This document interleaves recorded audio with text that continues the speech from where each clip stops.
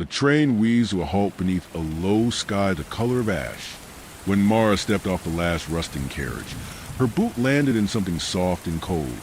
Peat or rot, or maybe just a kind of earth that had never known sunlight. The platform had no shelter, no lights, and no welcome. The only sound was a whisper of fog moving to the bare-limbed trees in the distance. The only movement was a slow curling of mist around a crooked sign. Fog Hollow. She had intended to come here. The train had been bound for the coast, to the crumbling bed and breakfast where she planned to spend a week with silence and salt air and nothing else.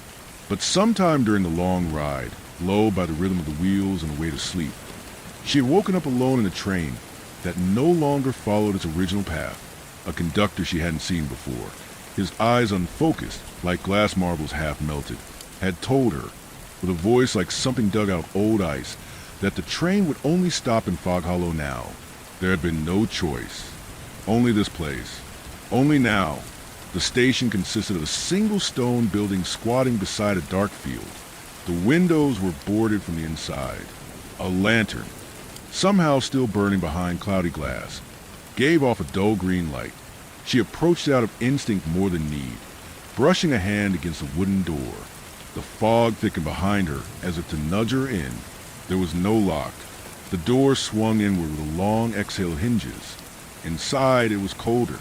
Dust clung to the air, disturbed by her steps across the warped floorboards. A desk leaned precariously in one corner. The edge of it split like bark, revealing over beneath layers of paint. On the wall above it, a large iron bell hung on a rope, the kind one might find in a church tower or a schoolhouse.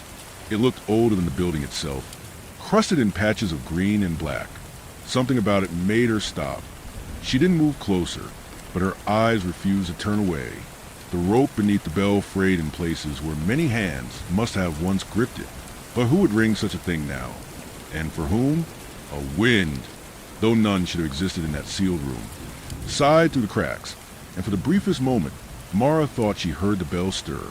Not a ring, but the impression of one, a low hum behind the ears, like a thought you couldn't quite name. It passed quickly. She turned, meaning to leave, but the door behind her had shut. The knob resisted her twist, held fast by something unseen. It wasn't fear that filled her then, not yet. It was more like the breath before word, a hesitation, something old reaching up from floors below. The station had a hallway. It shouldn't have. It was far larger than the buildings outside suggested. At the end of it, a flickering oil lamp cast a golden puddle of light, but it swayed with no draft, and beyond it, the dark opened like a mouth. She could hear it now. Not the bell. Something else. A faint shuffle, as of something with no legs moving across stone. A soft breathing, almost imperceptible, coming from the floor beneath her boots.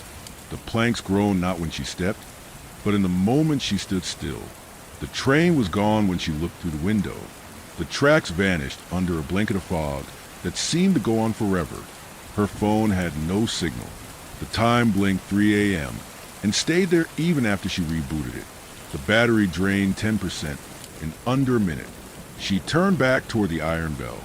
It had moved. Only an inch, maybe less, but enough. Enough that it now faced her, like a head slowly tilting in curiosity. Mara stepped backward into the hallway, without meaning to. Her breath condensed in front of her, though her skin prickled not with cold, but with something older, more primal. From the walls came the smell of mildew and lavender, a scent like forgotten books and crypts. Something buried, preserved. She heard it again, the shuffle, the breath, a soft drag of something not quite human.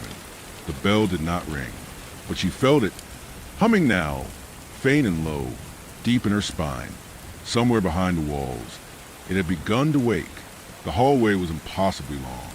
Mara had counted her steps as a distraction from the sound. 34, then 40, then 65. Still the flickering lamp swayed in the same place, mocking any idea of progress. She glanced behind her just once, but the door to the station had vanished. Not just closed, gone. The wall was seamless stone, mottled in black, as though it had always been that way. Something was off about the floor, too. What had begun as creaky wooden boards gradually gave way to stone. Smooth, almost damp like worn marble. The shift had been so gradual she hadn't noticed until her footfalls started echoing.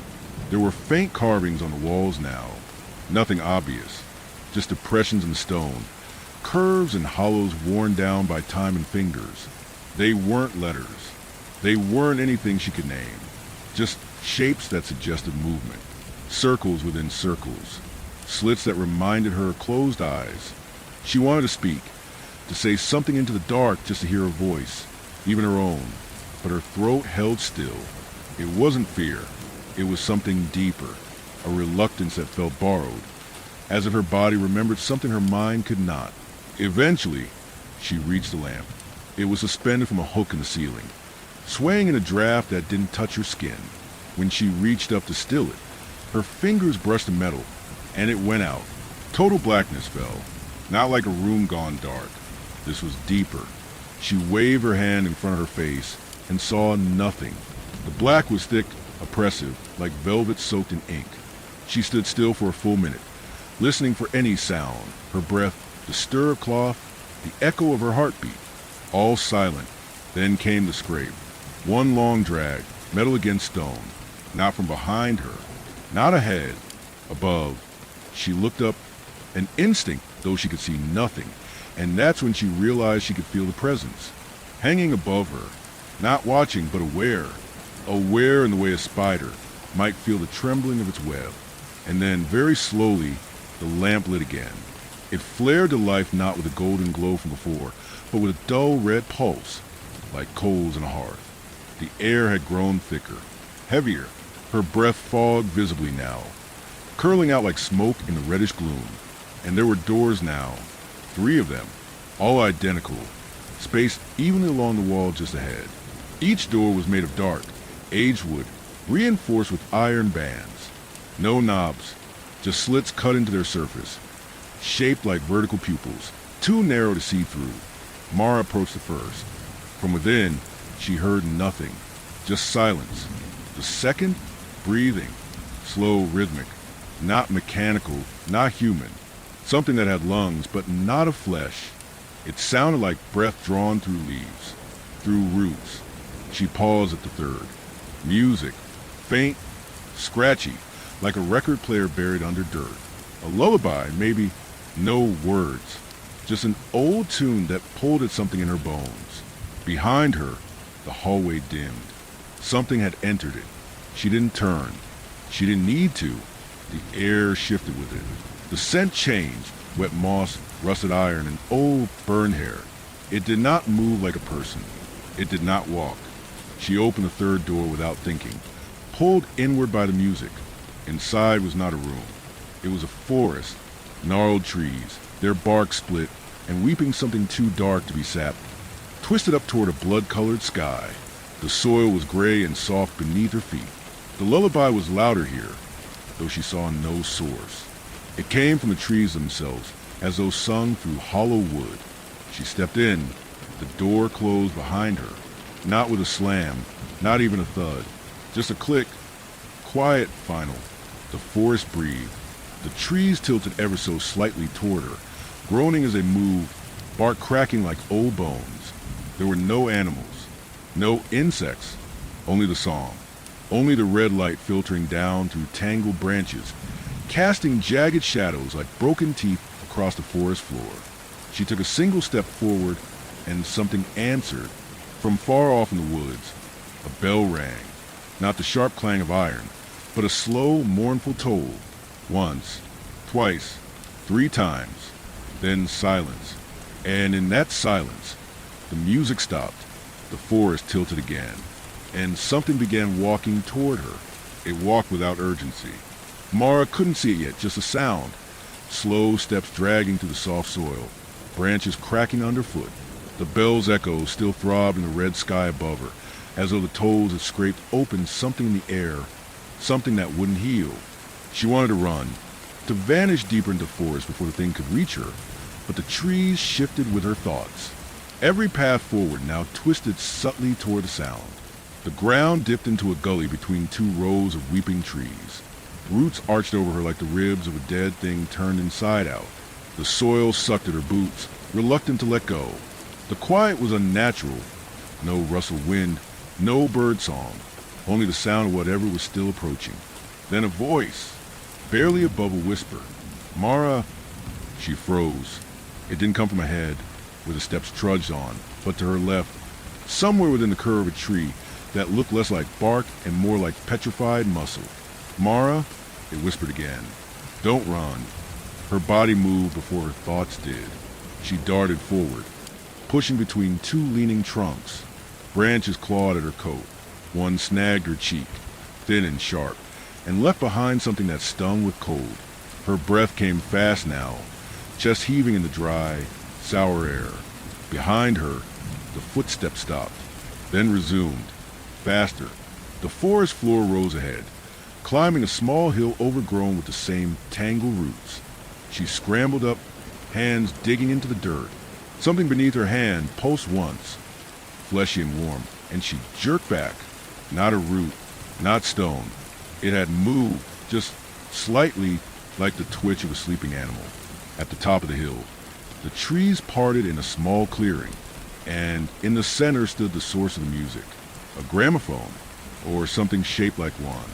Its body was taller than she was, made from iron too dark to reflect light. Vines wrapped it like veins, pulsing faintly. The horn, a wide, fluted bell, seemed to whisper, though the lullaby was gone.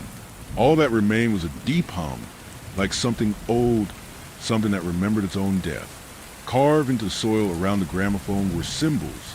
She recognized them now. Repetitions of the same shapes from the hallway. Circles, spirals, slits, all freshly marked. Still damp. Behind her, the steps stopped again, this time closer. She turned and saw it. It was not a creature, not entirely. Its shape shifted as it moved, as though its body were remembering different forms it had once worn. At first glance, it looked human, tall, draped in what might have been robes or maybe sheets of bark. But its limbs were jointed in the wrong places, and its face, there was no face, only a hollow where a face should have been. Like something had scooped it clean with a trowel and left behind a raw, wet impression. The figure tilted, just slightly, listening. "Mara," it said, not with a mouth. The voice emerged from somewhere inside her mind, like a thought that had been waiting for years to surface. "Don't you remember the bell?" She backed away. The gramophone's hum grew louder. Her voice cracked. "I don't know what this is. I didn't come here." "You did." The thing's head cocked. "You've always come here. When the bell rings, they all do.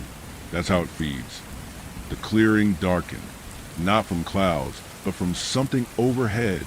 The red sky rippled, as if a great shadow passed between the sun and the world. "You're not the first," it whispered, "but you could be the last." The figure moved toward the gramophone. Its long fingers brushed the horn's edge, and the music began again. A different song this time, slower, hollow, and as it played, the symbols on the ground flared with a dull red glow, and Mara's body locked in place. She tried to move legs, arms, even her fingers, but her muscles were stone. The only part of her still free was her breath, quick, shallow, crossing the air. "You remember it now," the thing said. "You always do." Images flashed in her mind, blinding and sudden. Her standing before that iron bell at age 7, crying, hands red from cold. A town square drowned in mist. A voice in the wind calling her back again and again. Her grandfather's voice, maybe, or her own, a memory she had forgotten, hidden somewhere beneath years of waking hours. "Mara," the voice said again. "The bell tolls once to the lost, twice to the called." The figure stepped into the glowing circle beside the gramophone, and 3 times it finished for the chosen. Then it vanished. No flash, no sound, just gone, and the forest exhaled. Every tree tilted away. The light changed. The music slowed, and at the center of the clearing where the figure had stood was now a door, the same as before, darkwood, iron-banded, slit down the middle. This time it was open, waiting. The open door didn't lead to another hallway. It led down, a narrow staircase, carved from the same gray stone that had replaced the floor of the station, wound into the earth. The steps were uneven, some shallow, others plunging, as though added at different times by different hands, or not by hands at all. Mara stood at the threshold for several seconds, listening. The lullaby had ended, but something else remained. Not sound exactly, but the echo of sound, a memory of music, still clinging to the air. Behind her, the forest had grown still. The gramophone was gone, so were the symbols on the ground. Even the sky, once crimson and thick, now faded to the color of wet parchment. The trees no longer leaned. They stood rigid now, straight and cold, as if something had put them back where they belonged. She had the sense that if she turned and ran, there'd be no resistance. The forest would let her leave. She could go back down the hill, back to the hallway, back to the station. If it was still there, but there was a weight to her now, not on her shoulders, not in her limbs, but behind her eyes, like something had settled inside the space between thoughts. A pressure, a quiet promise. And with that came the certainty that there was no going back. Not really. Mara stepped through the door and began to descend. The air grew cooler, not damp like she expected from underground, but crisp like the air in a sealed room not open in years. Her footfalls echoed with a brittle sharpness, like the steps were made of bone rather than stone. The walls were close on either side, so close she could touch them with her outstretched fingers, and slick with some dark resin. It didn't stain her skin. It simply clung to it, as if recognizing her. As she descended, the light behind her faded completely. She didn't mind. She could see now, not with her eyes, with something else. The staircase ended in a small chamber. At its center was a chair, not made of wood or iron or stone, but of rope, woven tightly from hundreds of strands of fraying twine, bound into a tall back shape that pulsed faintly with a glow like moonlight through dirty milk. The chair sat on a circular platform of etched slate, surrounded by concentric rings of ash. Beyond the rings, the room stretched farther than it should have, empty, echoing. The ceiling was invisible, lost in shadow. She moved forward, toward the chair, each step muffled by the ash. Something about it softened her movements, her thoughts. By the time she stood before it, she was no longer afraid, only cold, only remembering. She had seen this chair before. Not here, not like this, but in dreams, sitting in it, being bound to it, not by force, by choice. She touched the armrest. It pulsed under her hand, and something stirred behind her.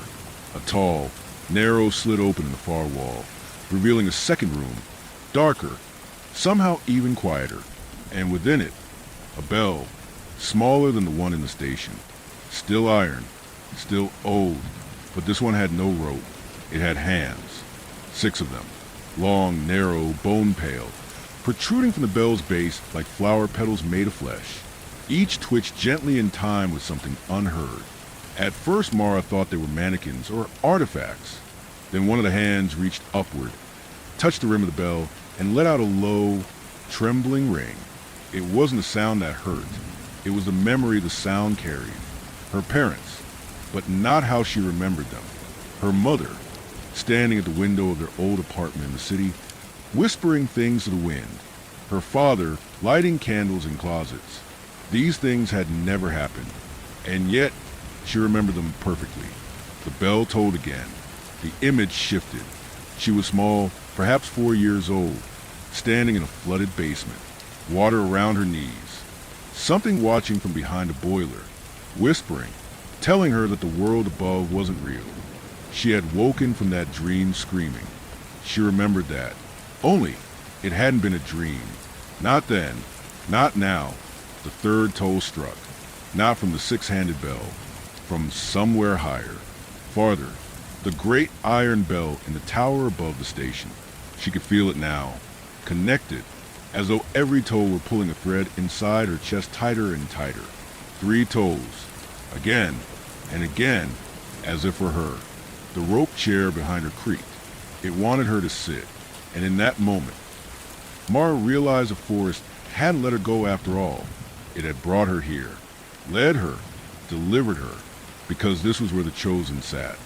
and one seated. The bell would toll not just for her, but through her. Mara sat. The chair did not resist her weight. It accepted her, quietly, as though it had been waiting, as though it remembered her. As soon as her back touched the woven twine, she felt the strands tighten. Not to bind, not at first, but to listen. The rope shifted, warm against her spine, coiling subtly around her arms, her waist, her ankles. They did not dig in. They simply clung, as ivy might cling to a wall, as hair clings to wet skin. Her breath caught as she realized she could no longer move her fingers. The ash ring around the chair stirred.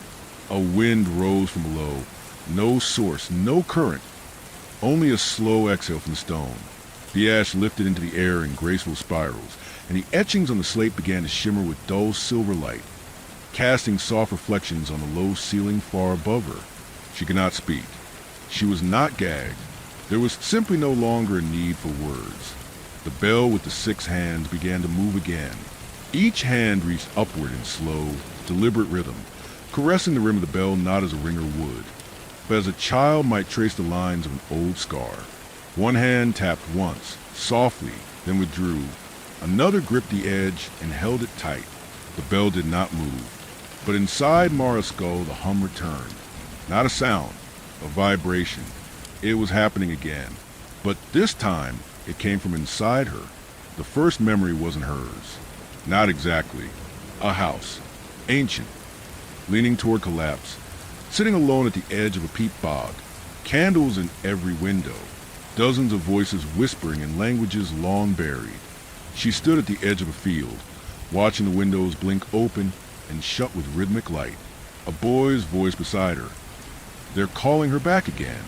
The vision blinked out. Another, a man in a black coat, holding a broken clock. He stood beneath the iron bell at the train station, the very bell she had first seen. But the station was different, alive, almost. Its windows glowed with firelight. There were benches, luggage, passengers, but none of their faces had eyes. The man opened his mouth. No sound. Then the bell rang, and they all turned toward her. She blinked again. The chair cinched tighter. This time the memory was her own, 6 years old, hiding in the laundry basket as her mother screamed at shadows in the hallway. She had covered her ears, but even through her hands, she'd heard it. The tolling. 3 low rings from nowhere. The lights had gone out, and when they returned, her mother had been gone. No one remembered it. Not her father. Not the neighbors. Not the police. There was no mother, they'd said. Mara had believed them. Until now, the 6-handed bell flexed. A single note rang out, clear, pure, and final. The room darkened, and behind her eyes, something opened. It was not a door. It was not a thought. It was a memory she had carried without knowing. Something embedded beneath language. A staircase made of flesh and bone and rope. A crowd of pale figures ringing iron bells with their mouths. A room where every wall was a mirror, and each reflection showed her rotting at a different speed. And the final image, herself in this chair, but not her as she was now. Older, eyes gone milky, mouth stitched shut, still, waiting, like a warning, or an echo. The rope chair began to hum. The platform beneath her shimmered, and the ash spiral turned in slow circles.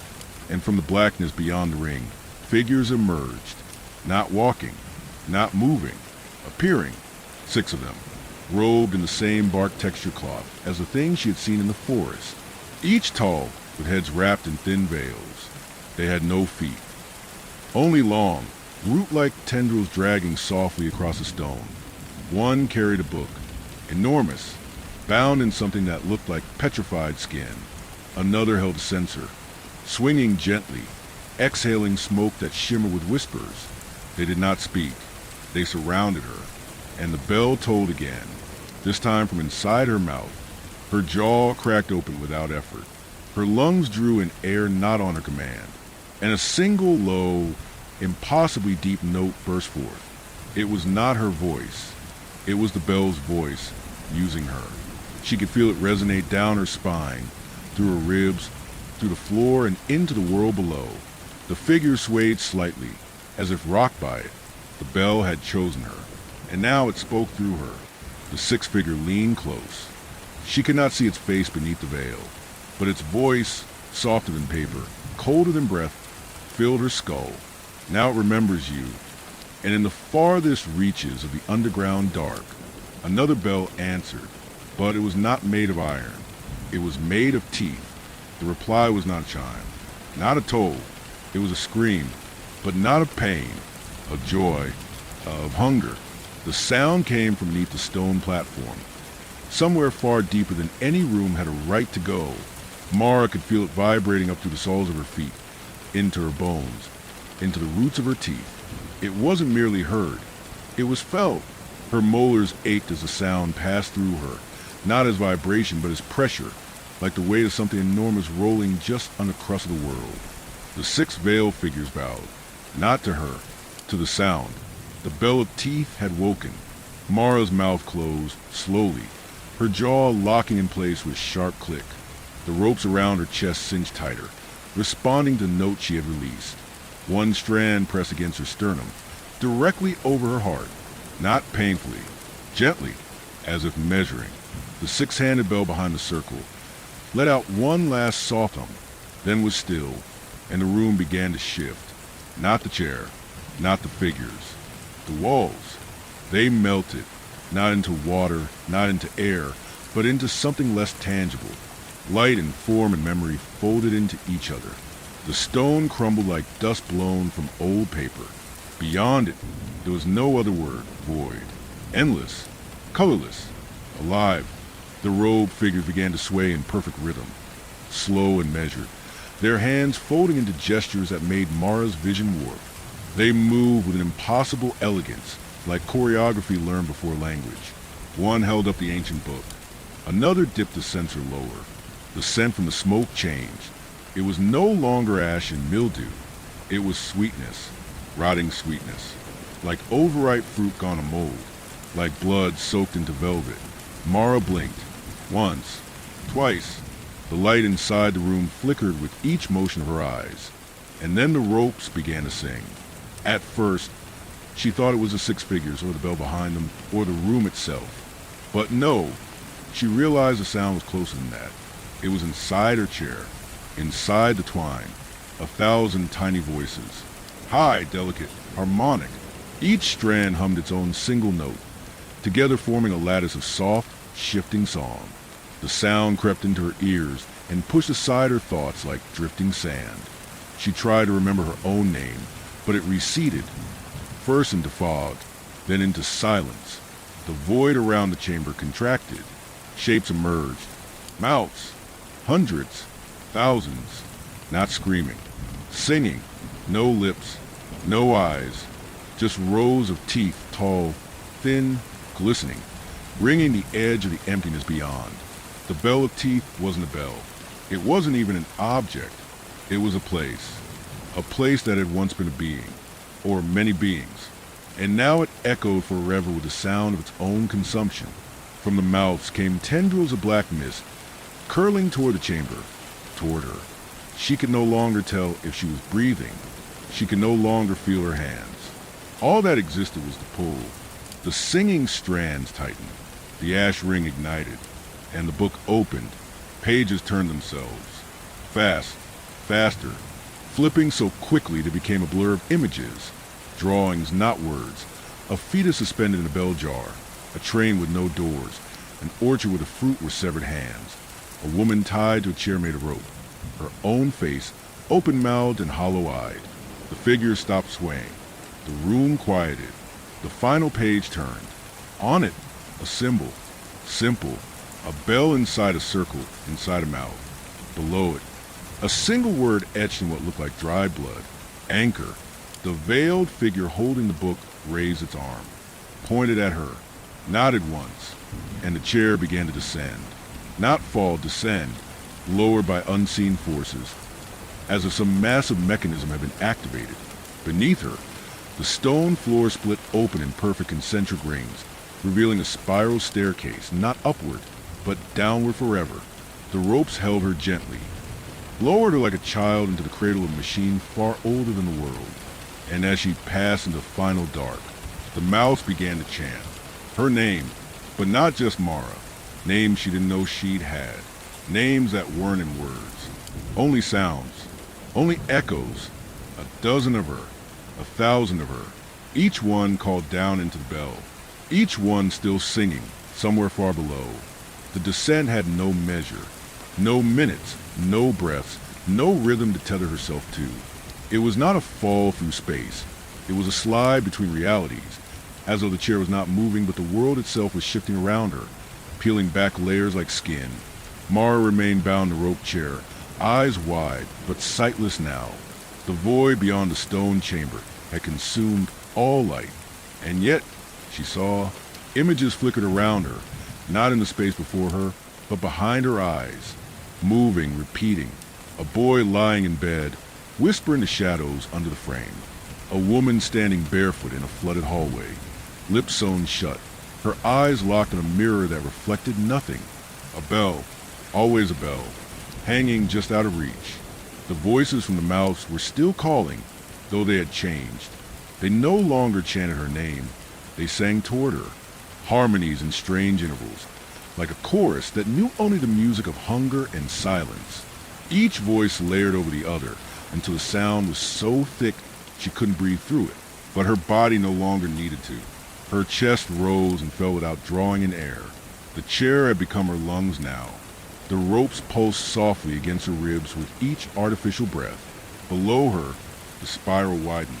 A shape emerged. A chamber, but impossibly large. Cathedral-sized. Shaped like the inside of a throat. Its walls curved gently, lined with pillars that resembled vertebrae, and its ceiling stretched so high above that blackness simply swallowed its shape. In the center of the space stood the anchor. Not a bell, not entirely. A monolith, a pillar of petrified ivory, cracked down the middle, with symbols etched so deeply they glowed from within. At its summit, floating, not hung, was a final bell. It was small, understated, but every fiber of Mara's being recognized it.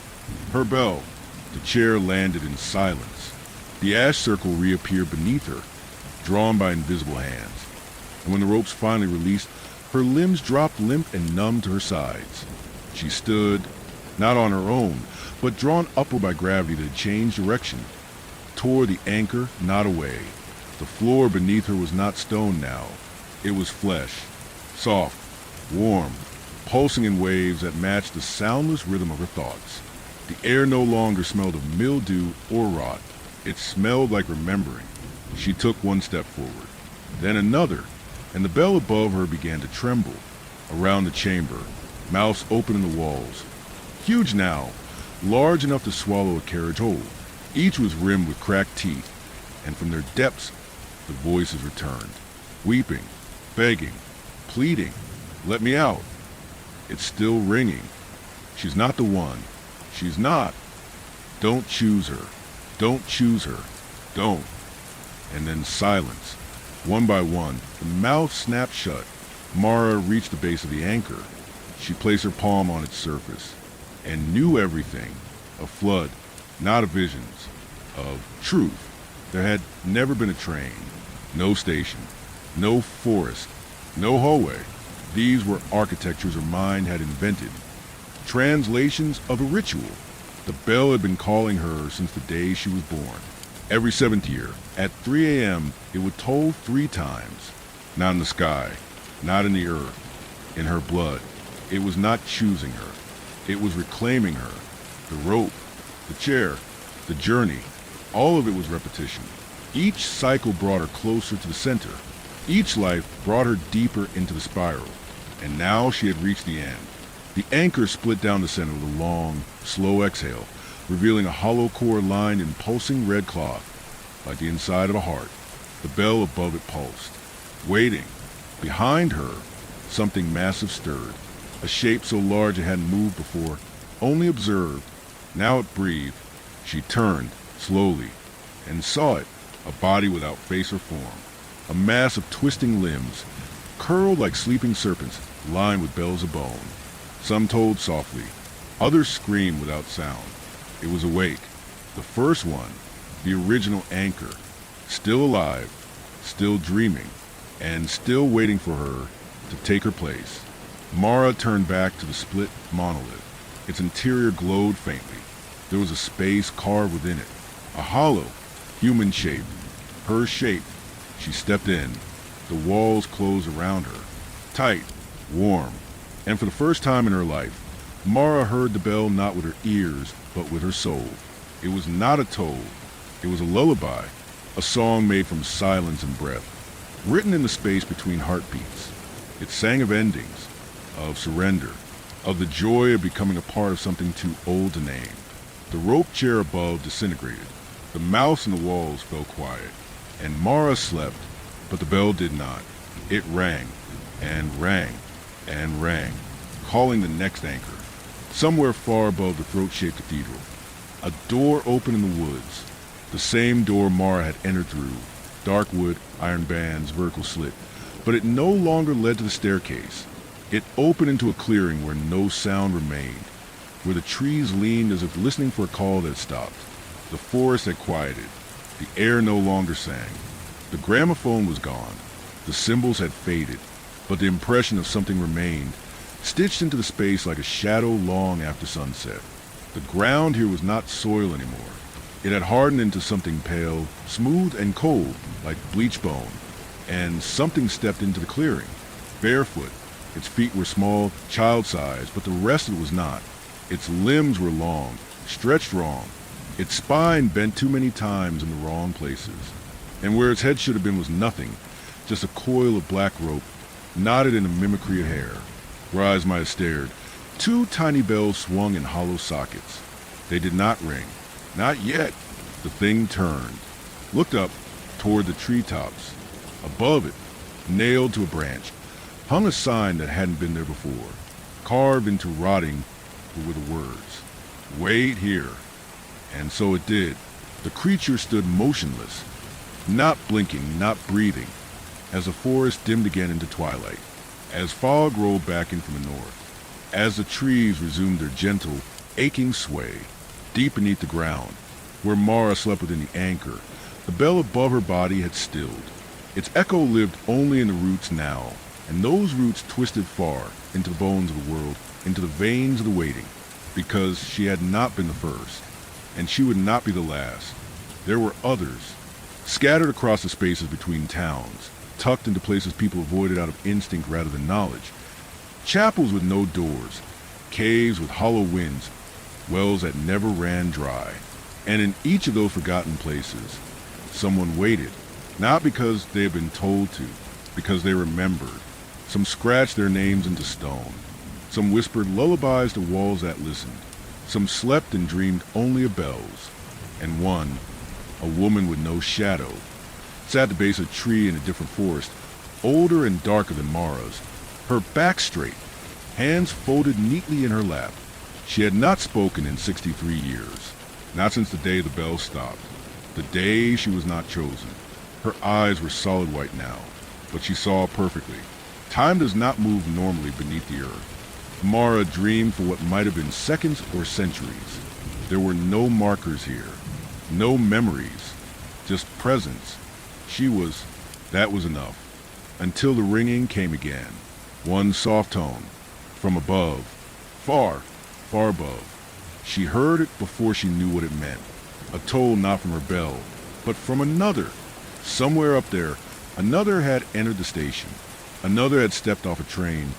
They didn't mean to board. Another had wandered into the mist, heard the forest breathe, followed the hallway that never ended. The bell was calling again. Mara's eyes opened, but there was no light, no ceiling, no flesh or stone. She opened her eyes within the anchor and saw a shape descending the spiral, not yet visible, but present, a flickering soul. They were coming. The rope stirred. The ash returned. The book opened to a new page. The page was blank, waiting to be filled, waiting for the next name, waiting for the next toll. And somewhere in the forest above, the child-shaped thing tilted its head. The two bells in its sockets began to sway, ever so gently, almost imperceptibly, And then, ding, the sound of the child thing's bell eyes echoed softly through the trees. One chime, clear and low, rippling through the mist like a pebble dropped into still water. It wasn't loud. It didn't need to be. The forest felt it. The roots felt it. The sky, low and gray, seemed to shudder. And beneath it all, down in the throat-shaped cathedral of marrow and silence, Mara felt it too. Her eyes, still wide open within the anchor, did not blink. There was nothing left in her of blinking, of sleeping, of motion at all. And yet she stirred, not in flesh. In thought, the toll had not come from her bell. It had come from another. That meant one thing.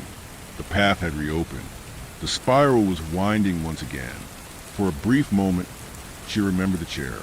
She remembered its pressure against her ribs, the ropes that hummed in harmony with her pulse. She remembered the 6 hands of the bell, stroking the rim like they mourned it. She remembered sitting, becoming part of the circuit, part of the signal. And now, someone else was tracing her footsteps, up above, in a world already beginning to warp around a new arrival. The station waited. It had reshaped itself, new angles, new corridors, old walls forgotten. It always changed, the way dreams change when one tried to hold on to them. The building didn't contain the ritual. It was the ritual. In the heart of that structure, the bell waited, still silent, but not asleep. The new arrival was young. A boy, maybe 17, maybe less, dressed in a windbreaker soaked to the hem, standing on a platform that had no lights. Fog swirled at his knees, and the train behind him was already pulling away, though he couldn't remember boarding it, couldn't remember falling asleep. His name was Eli. His breath came in small, ragged clouds as he turned in a circle, calling out, unsure why his voice seemed absorbed by the air instead of echoing. The station house was there, stone, hunched over like a sleeping beast, a single cloudy window glowing with a faint green light. He stepped forward, and the door opened before he touched it. Inside, the room waited. Familiar, yet not. The bell on the wall, iron ancient, haloed in shadows, faced slightly away from him, as if disinterested. The rope hung motionless. But as he stepped inside, something behind the walls shifted. A breath, a presence. And deep below, inside the anchor, Mara saw him. She did not remember knowing his name, but it came to her all the same. Eli. It was not love, not longing. It was recognition. A knowing born of repetition. He had come before. Perhaps not in this life. Perhaps not with this name. But he had come. Always he had come. And the bell, now aware, began to rouse. A second chime echoed from the forest. Another ring of the child thing's hollow eyes. The fog twisted. The trees leaned. And the ropes, miles below, writhed with eagerness.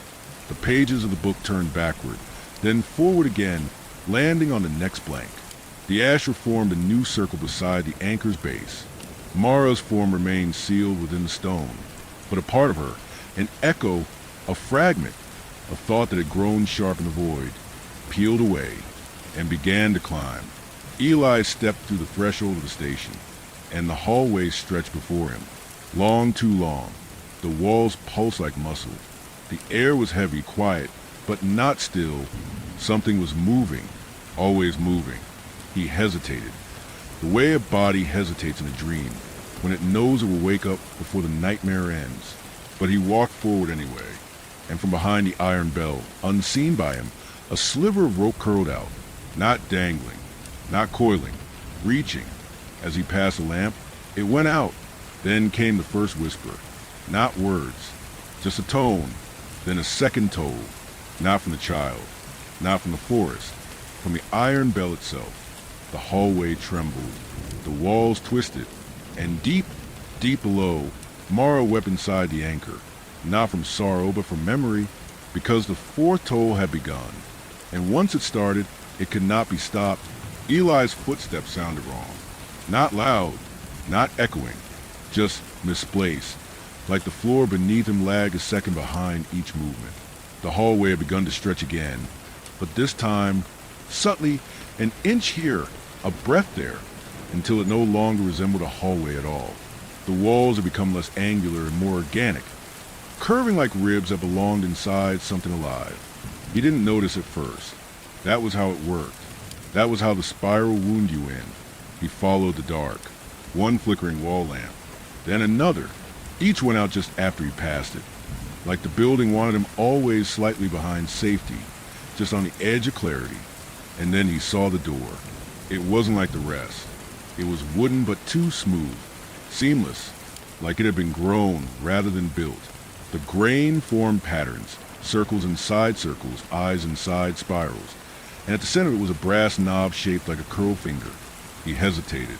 Somewhere behind him, he heard the faintest brush of fabric, the whisper of a breath too long held. When he turned, no one was there. The door opened. It did not creak. It sighed. The room beyond was wrong. Not threatening. Not bloody or jagged or filled with horror like Eli feared. Just off. The geometry twisted in ways the brain rejected. Corners leaned too far inward. The floor was slanted just enough to make his stomach turn sideways. A grandfather clock stood in the far corner, its face melting slowly, numbers running like wax. A painting on the wall showed a house with no windows. The sky and the painting blinked, and in the center of the room, resting on a pedestal of red ash, was a lantern, old, rusted, still burning. The flame inside it was not yellow or blue. It was black. Below, in the hollow cathedral, the rope chair had risen from the floor again. No one sat in it.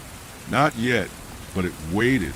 The book's pages flipped and flipped, faster now, each line of ink dissolving before the next could settle. And Mara dreamed inside Eli.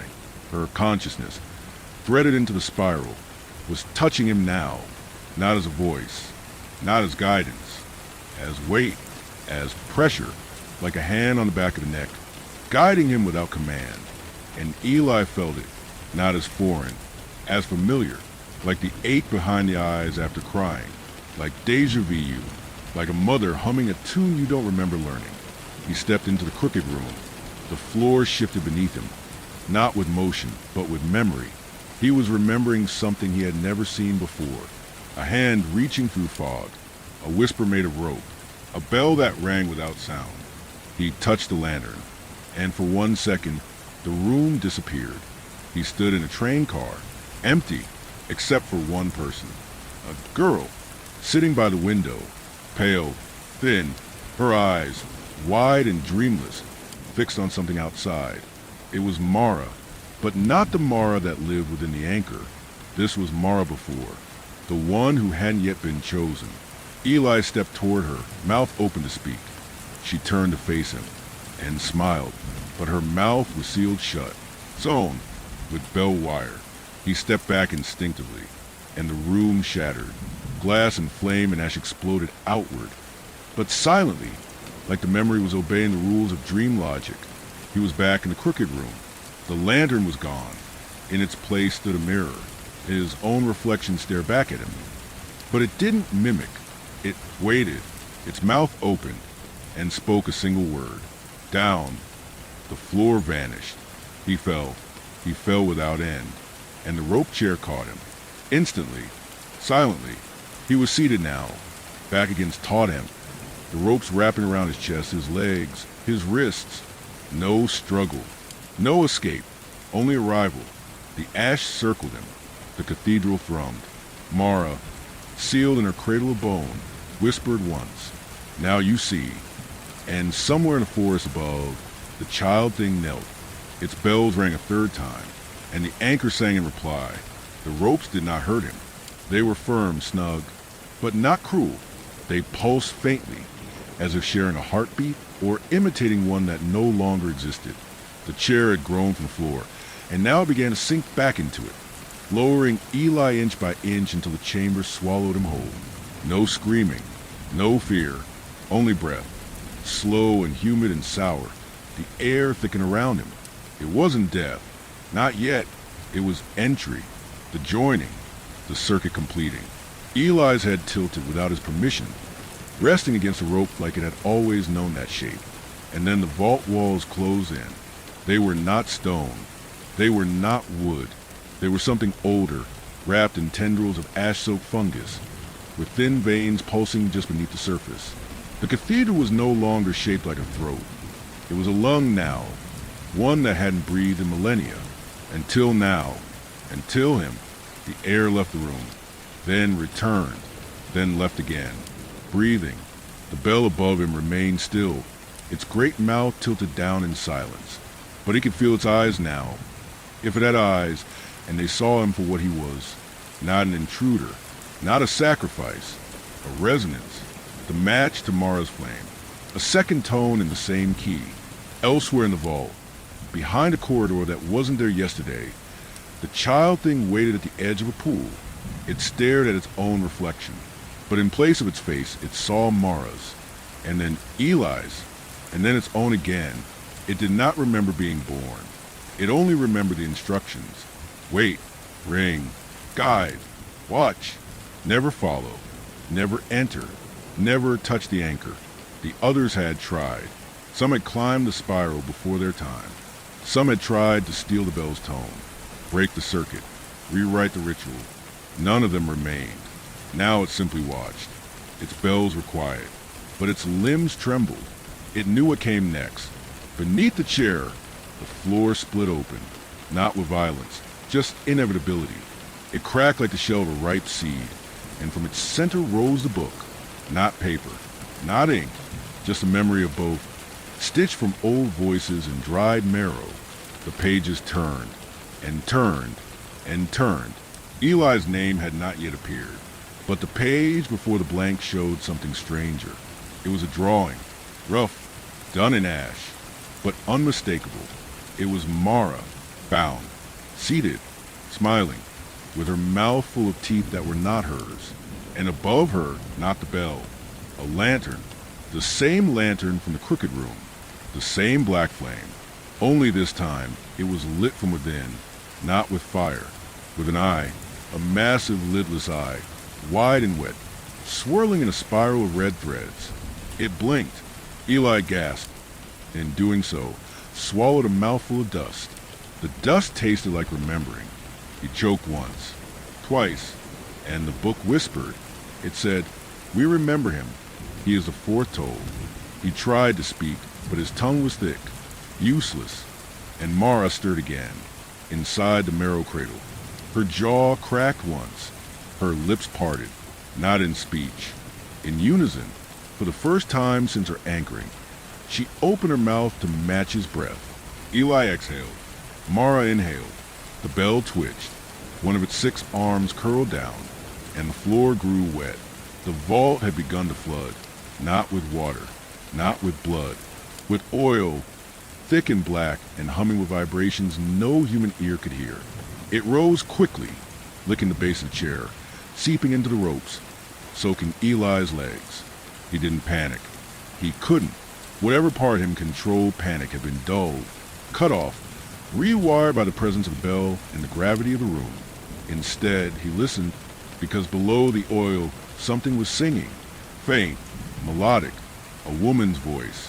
One note, held, long, then a second, a third. The melody repeated, echoed, grew. It wasn't a song meant for ears. It was meant for spines, for marrow, for the breath between breaths. A lullaby written before time, and replayed now through liquid memories.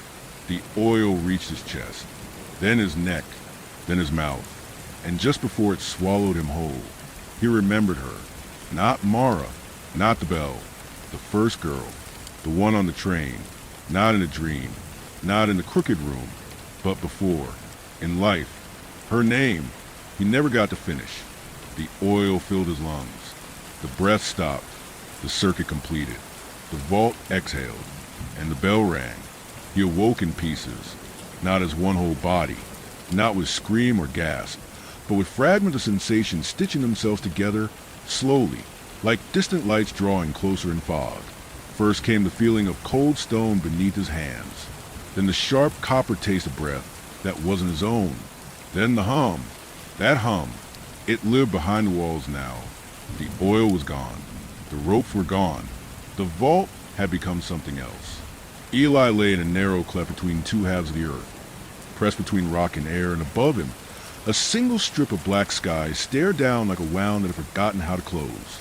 He tried to move, but there was no up, no down, no left or right. He was simply present, embedded in a slither world that pulsed with breathing stone. Then he heard it, the choir. They did not sing words. They sang truths, tones older than shape, older than the notion of who or why. Their voices reverberated in the bones of the cleft. A dozen overlapping strains that rose and fell like the breath of something immense, something buried. And they were not alone. The voice of the bell, low, iron, aching, joined them, not as a leader, as a vessel. It did not ring anymore. It sang. And beneath that song, beneath the heavy drone of stone and shadow, Eli heard Mara's voice. Only not as Mara, as himself, and then as someone else. 100 voices, all the same, all not. His name had never been Eli. That was a mask. He had worn many. Somewhere in the cleft, a sliver of light broke through. Not sunlight. It was red, like the reflection of a dying star caught in glass. He turned his head and saw her, Mara, no longer bound, no longer stone. She floated a few feet away from him, knees tucked to chest, hair drifting in some unseen current. Her eyes were not open, not closed. They simply existed, and when her mouth moved, the choir fell silent. What she said was not a sentence. It was a command. Give it back. The cleft recoiled. The rocks cracked. A moan of geological agony echoed outward. Eli tried to speak, but his mouth had forgotten how to form shapes. He didn't know what she meant. Give what back? But then, around him, the walls began to pull apart. Just enough. Not a door. A wound. The cleft became a throat again, but this time, inverted. He wasn't being swallowed. He was being birthed. He emerged into a room made of mirrors. Every wall, the floor, even the ceiling, though it did not reflect his image. None of them did. Instead, they reflected versions of him. Older, younger, laughing, bleeding, dying, disappearing. In one, he had no face. In another, he wore the child thing's bells as eyes. In another still, he was seated in a rope chair, but it wasn't chair anymore. It was Mara, wrapped around him, smiling with too many mouths. Each reflection was a lie, and all of them were real. He stepped forward, but his foot never touched the ground. The mirror beneath him cracked, and a mouth opened in the glass. It spoke with the voice of someone he had loved, but forgotten. What have you taken? The choir sang again, only now it came from within him. The notes echoed in his ribs, rattled in his skull. His skin peeled back in the mirror, not in pain. In truth, he saw what was inside. The lantern, still burning. The black flame. The eye. It blinked again. And he remembered everything. He had lived in the village. Long ago, before it became fog. Before the bell came. Before the first toll. He had found it. Or it had found him. The child thing hadn't always been a guide. It had been his brother once. He had tied the bells to his brother's face. He had called it holy. He had called it necessary. And when the spiral began to open, he had stood at the entrance and smiled. He had given them to the bell, all of them. And now the spiral had turned back inward, and he was himself again. But also Mara, but also the bell, but also the flame. The mirrors broke. The room shattered. The ceiling was now the sky. The fog descended in waves, curling into shape of corridors, stairwells, forests. The spiral was fully open, and in the center of it stood the final toll. Not a sound, not a person. A void, shaped like a bell, waiting. The void had shape but no surface. No light escaped its edges, but it did cast shadows, impossible, slow-moving shadows that bled sideways instead of down. They crept over the fog-choked spiral, like cold fingers trying to remember warmth. Where they passed, nothing remained. Not stone, not time, not even memory. Eli stepped into the center. He didn't feel brave. He didn't feel anything. Every emotion had been wrung out of him like water from old cloth. He was a container now. Not for blood, not for breath, but for the unheard toll. The bell had rung 3 times in history. It was said that if it rang a fourth, the spiral would invert, the watchers would be watched, the dreamer would wake, the loop would break. But this time it hadn't rung, not out loud. It had been swallowed, held back, muted by the one who now stood at its heart. Him, because he was the toll.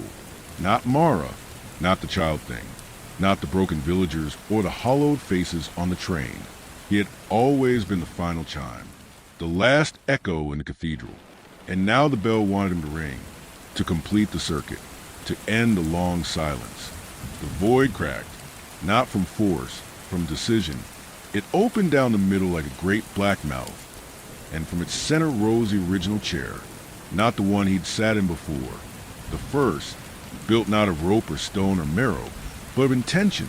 It had no features, no seams, just a single flat surface that pulsed with patient hunger. Eli approached, and the spiral shifted beneath him. Not the floor, everything. The world tilted. The fog spiraled backward. The watchers in the forgotten rooms turned their heads. The child thing began to ring. One bell, then the other. Ding, ding.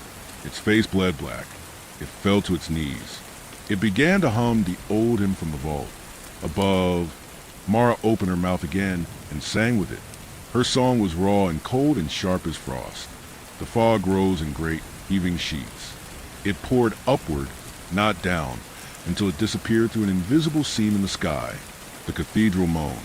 The vines in the crooked hallway twisted back into shape. And then, the choir fell silent. Eli did not sit. He placed his hand on the chair. The moment he did, everything stopped. Time did not slow. It ended. He saw all of it. The first train, the first bell, the villagers placing their lanterns in a circle of ash, the flame growing limbs, the bell being carved not from metal, but from bone, his bone. He saw himself at the beginning, and at the end, always watching, always recording, always waiting for the final moment. The moment the toll would not come, and now it had, by not coming, by being denied, by being swallowed. The spiral snapped, not physically, cosmically, the loop that had governed Fog Hollow. Its rituals, its echoes, its rules, split open like rotten fruit, spilling timelines and faces into void like so many half-formed names. And something stepped through. It was not a god. It was not a demon. It was not Mara or Eli or the thing with the bells. It was a woman with no memory, wrapped in fog, barefoot, eyes wide with understanding she had not yet earned. The next one, the one who was meant to come after the final toll. But there was no toll now, no song, no spiral. She had arrived too early, or too late, and so the spiral began to rebuild, not because it was meant to, but because she was there, because someone must ring the bell, because even when broken, the spiral seeks shape, and as she walked forward, unaware of the echoes behind her, Eli stood still in the center of the void, with his hand on the first chair, the chair that had once been his body, the toll that had once been his soul, and he smiled, not cruelly, not kindly, just inevitably, and then he stepped back, into the space between reflections, and disappeared, above the forest, where no light ever reached. The train began to move again. No engine, no conductor, just one car, one window, and one passenger, the woman in fog, asleep, dreaming of bells. She dreamed of warmth, not fire, not sunlight, something older, a warmth that came before light, before shape, before even the division of inside and outside, a kind of comfort that only non-existence could offer, the memory of nothing, cradling her like a mother. Then her eyes opened.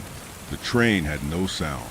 It moved without rails, without motion, just endless fog outside the windows, pressed tight against the glass as if it were alive, hungry to get in, or not to get in exactly, to watch. She stood. There were no lights in the car, only a single red thread running down the aisle, woven into the carpet, twisted and winding, like a blood vessel that had never stopped pulsing. It beckoned without words. So she followed it, not because she wanted to, because the alternative, staying, felt like sinking to the floor forever. Her bare feet made no sound. Her breath fogged nothing. Her skin left no mark. She didn't remember her name, only the voice. When you reach the lantern, do not light it. She didn't know who had said it, but the words were carved somewhere deep in her, etched like warning signs in a dream. She repeated them silently as she walked. Do not light it. Do not light it. Do not. She stopped. The thread ended, and before her, impossibly, stood the station. Not outside the train. Inside it, the cathedral that had no roof, the staircase with no top, the chair made of rope, the symbols and the oil. All of it was here, compressed, shrunk, folded into the final car, waiting. The fog had followed her. It clung to the edges of every surface like dust in forgotten attic. But it wasn't just watching now. It was listening. She stepped inside the cathedral. The spiral was wrong now. It twisted inward, then outward, then inward again. The steps pulsed beneath her feet. Not stone, not wood, but something that responded, like breathing. And high above, so high it seemed to be suspended in a sky that wasn't real, hung the lantern. Black glass. No wick, no fire, just a hollow void where light should be. It floated, unmoving. She remembered the words again. Do not light it. But there was nothing else to do. So she climbed, and with each step, something peeled away from her. A memory, a face, a scent, a sound. By the time she reached the top, she no longer remembered what she looked like. She only knew one thing. This is how the next hole begins. When she reached the lantern, she did not touch it. She breathed near it. The void inside the lantern shimmered. It heard her, and it answered, not with light, with silence, with choice. For the first time in the history of Fog Hollow, someone stood before the lantern and was allowed to decide, to ring, or not, to give, or keep, to end, or begin. She sat at the top of the spiral. The fog did not move. The bells did not ring. The choir did not sing. And below, deep in the spine of the cathedral, a door opened. Not a crack, not a whisper, a full yawning open door. And from behind it stepped something that looked like Eli, but was not Eli, not anymore. He looked up and waited. He stood in the doorway with no edge, no hinges, no frame, just a space where the world thinned and a presence passed through. The thing that had once been Eli was neither man nor echo now. It had stepped too far outside the spiral's logic to be anything recognizable. The shape it wore was a courtesy, one last kindness to the rules it had once helped weave. But behind its face, behind its arms and legs and vague suggestion of breath, was a lattice of decisions too ancient to name. He did not speak. The woman on the stair did not ask. There was no greeting, no plea, no questions, because she remembered everything. She remembered the cabin where the oil first turned black. She remembered the first watchers, how they bled, how they waited, how they smiled. She remembered the lantern's dream, the spiral's lie, the child with the bells sewn to its cheeks. She remembered the bell that did not ring. She remembered being someone else, a girl named Mara, a boy named Eli, a voice named Silence, and a story named Fog Hollow. And now she understood why she had come. She was not the next. She was the last. The spiral was not to be broken. It was to be ended, not by fire, not by forgetting, by refusal, by the one person who made it to the top and said no. He took one step toward her. The cathedral shook. The fog receded from the walls, not out of fear, but respect, as if it, too, knew this moment was not another toll. It was the absence of tolls. She stood. The lantern hung between them, pulsing softly, like a heart that had learned how to wait. He raised his hand. She raised hers, and together they touched the lantern, not to light it, to close it. The black glass cracked down the center, not from violence, from completion. A soft, feather-light sound echoed from its core.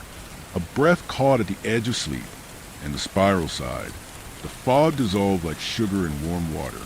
The cathedral walls folded in on themselves, vanishing without protest. The The staircase unwound, thread by thread, until it was just a whisper in the space between seconds. The rope chair collapsed. The oil dried. The choir scattered into dust. And the bell, oldest of all things, did not ring. It fell, and when it struck the ground, it shattered. She found herself in the forest. Morning light through pine. Bird song. Real bird song. Not the mimicry. Damp leaves beneath her feet. Wind in her hair. No fog. No spiral. No watchers. No bell. Just the world. Breathing. Unafraid. She walked slowly down a narrow dirt path toward a village she did not yet know. No faces waited there. No rituals. No tolls. Only people. And for the first time in the memory of Fog Hollow, those people were not bound to anything. They would grow old.